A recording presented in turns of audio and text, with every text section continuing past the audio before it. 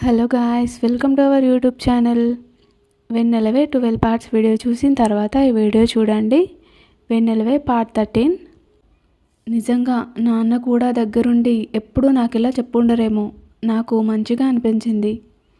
కానీ ఆ చెప్పేదేదో కాస్త నవ్వుతూ చెప్పొచ్చు కదా, అంత గంభీరంగా ఎందుకు చెప్తాడు? చెప్పినట్టుగానే 1 2 3 కౌంట్ చేశాడు. నేను ఒక్కసారి మునిగి మళ్ళీ బయటకు వచ్చాను. నా అలాగే అతను కూడా చేశాడు. మళ్ళీ అలాగే గబగబా 5 సార్లు మునిగాం. ఇక అయిపోయాక చెయ్యి వదిలేసి పైకి వచ్చేశాడు. నేను అతను వదిలేసిన చేతిని చూసుకుంటూ వెనకే గబగబా పైకి రాబోయాను. వేగంగా పరుగులాంటి నడకతో మెట్లు ఎక్కుతూ వస్తుంటే కంగారులో పక్కనే ఉన్న కొబ్బరి చిప్ప మీద బలంగా కాలు వేసేశాను. తడిబట్టలు అయ్యేసరికి బరువుకి నా వేగం తోడై అది సరాసరి కాలు లోపలికి దిగిపోయింది. అమ్మా అని అరిచాను. అరిచింది చిన్నగానే, కానీ అతడికి వినిపించినట్లు ఉంది. వెనక్కి తిరిగి చూసి పరుగున వెనక్కి వచ్చాడు. నేను కాలు పట్టుకొని చూసుకుంటూ ఉంటే ఏ భేదభావం లేకుండా మోకాల మీద కూర్చొని నా కాలు పట్టుకొని చూస్తున్నాడు. నేను గబాలన కాలు వెనక్కి లాక్కోబోయాను. కానీ జరగదే. పట్టుకున్నాడు కదా గట్టిగా, ఇంకెలా లాక్కోగలను? బ్లడ్ కూడా చాలానే పోతుంది. దీనమ్మ జీవితం బాగా లోతుకే దిగినట్టు ఉంది. నా టైం ఎప్పుడూ బ్యాడే ఎందుకుంటుంది? ఒక్కసారి కూడా ఆగిపోయింది నా మనసులో మాట అక్కడికే. ఎందుకంటే ఇక్కడొక వింత కాదు అద్భుతం, కాదు విచిత్రం, అలాంటిదే ఒకటి ఏదో జరిగింది. అదేమంటే సూర్య నా నడుం చుట్టూ చెయ్యి వేసి నన్ను పట్టుకున్నాడు. అలా ఎందుకు చేశాడో అర్థం కాక గుట్కలు మింగుతూ నేను సూర్య మొహం చూశాను. కానీ అతను నన్ను పట్టించుకోవట్లేదు. గట్టిగా అరుద్దామనిపించింది, కానీ ఊపిరే సరిగ్గా ఆడట్లేదు. ఇంకెలా అరవగలను? ఇంక నడుం దగ్గర పట్టుకొని నన్ను అతని 2 చేతుల్లోకి తీసుకున్నాడు. నన్ను పైకి ఎత్తుకున్నాడు. ఒక్కసారిగా నాకు మైండ్ బ్లాంక్ అయిపోయింది. ఫ్యూజ్లు ఎగిరిపోయాయి. లేకపోతే ఇతను నన్ను ఎత్తుకోవడం ఏంటి? అది కూడా గుడిలో అందరూ మమ్మల్ని చూస్తుంటే. నన్ను ఎత్తుకొని అతని పాటికతను ముందుకు నడుస్తున్నాడు. హే భగవాన్! అతనికి చిన్నపాటి బస్తా ఎత్తుకొని నడుస్తున్నట్టు ఉందేమో. మరి నా ఫీలింగ్ సంగతి నేను ఎవరికి చెప్పుకోవాలి? ఒరే ఆపరా, ఆపు నీ నడక, దించు నన్ను. ఏమనుకుంటున్నావురా? దించు. నువ్వు నన్ను ముట్టుకోకు, పట్టుకోకు, తాకకి నన్ను అని అరుస్తున్నా, కానీ అదంతా లోపలే. ఒక్క మాట కూడా గొంతు దాటి బయటికి రావట్లేదు. అతను 2 అడుగులు వేసేసరికి నేను గాల్లో తేలుతున్నానో కింద పడుతున్నానో అర్థం కాలేదు. భయంతో గబాల్న 2 చేతులు తీసి అతని మెడ చుట్టూ చుట్టేసి గట్టిగా పట్టేసుకున్నాను. ఏమనుకుంటాడో ఏమోనని కంగారుగా తలెత్తి అతని మొహం చూశాను. కానీ ఆ మొహంలో ఎలాంటి రియాక్షన్ లేదు. మరీ మంచిది అనుకుని గట్టిగా కళ్ళు మూసుకున్నాను. అయితే ఈసారి భయంతో కాదు, ఫీలింగ్స్ని కంట్రోల్ చేసుకోవడానికి. నేరుగా వచ్చి నా నడుముని తాకుతున్న అతని చేతులు నా ఒంట్లో చెప్పలేని గిలిగింతలు పుట్టిస్తున్నాయి. పైగా ఆ తడి బట్టల్లో డ్రెస్ మీద నుంచి తాకిన డైరెక్ట్గా టచ్ చేస్తున్నట్టే అనిపించింది నాకు.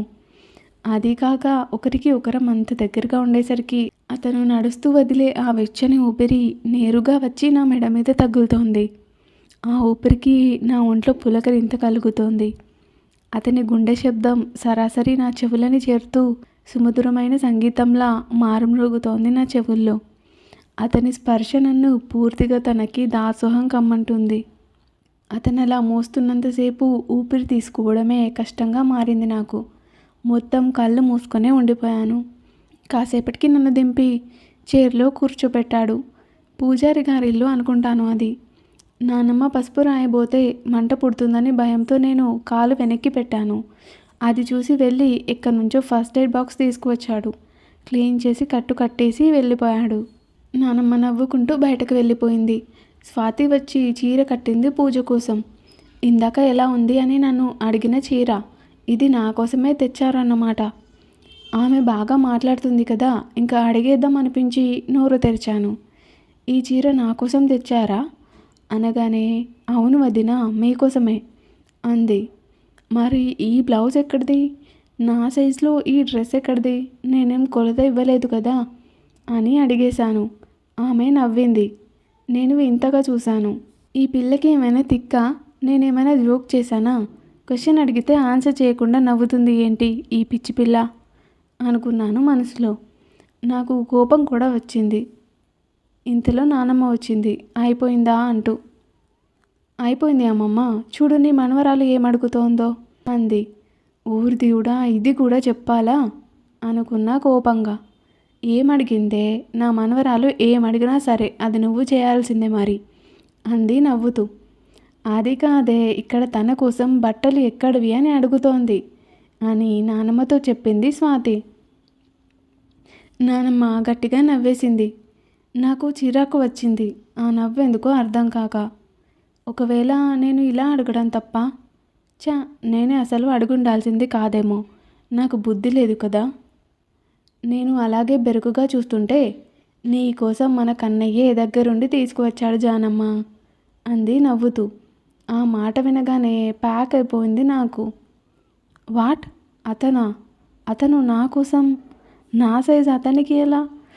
భగవంతుడా, ఏంటి అసలు ఇదంతా? రెండు కళ్ళు మూసుకొని ఉండిపోయాను. ఎందుకు ఇలా చేశాడు అతను? అతనికి ఏం అవసరమని? నా గురించి ఎందుకు పట్టించుకోవడం? నా గురించి ఎందుకు ఆలోచించడం? అసలు నా గురించి అతనికి ఎందుకు? మనసులో అనుకుంటూ ఉండగా నా నుదిటిన కుంకుమ పెట్టింది నానమ్మ. ఆ ఒక్క సంఘటనతో నా మదికి సమస్తం అర్థమయ్యి కళ్ళ నిండా నీళ్ళు వచ్చాయి. నిజమే కదా, మరి మాకు పెళ్ళి జరిగి 3 నెలలు గడిచిపోయింది కదా అప్పటికే. ఇంకా ఉంది. Thank you for watching guys. Story కనుక మీకు నచ్చినట్లయితే మన ఛానల్ని సబ్స్క్రైబ్ చేసుకొని బెల్ ఐకాన్ని ఆన్లో పెట్టుకోండి. అలాగే స్టోరీని లైక్ చేసి షేర్ చేసి కామెంట్ చేయడం మర్చిపోకండి.